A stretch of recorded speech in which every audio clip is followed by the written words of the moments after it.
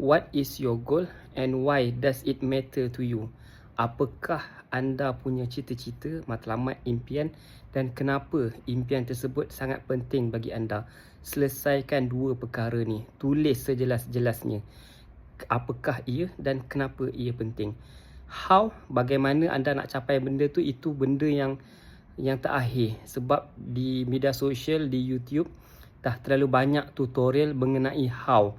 Tetapi masalah yang paling utama ialah pada what dan pada why. Apakah goal anda dan kenapa anda perlu capai.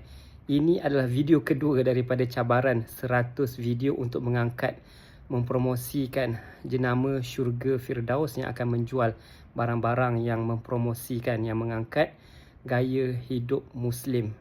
Ingat, apakah goal anda dan kenapa anda perlu capai. Tulis benda ni setiap hari sejelas-jelasnya di minda, di fikiran kita, supaya bila kita nak buat, kita nak laksanakan how itu, bagaimana tu, ia menjadi benda yang sangat mudah.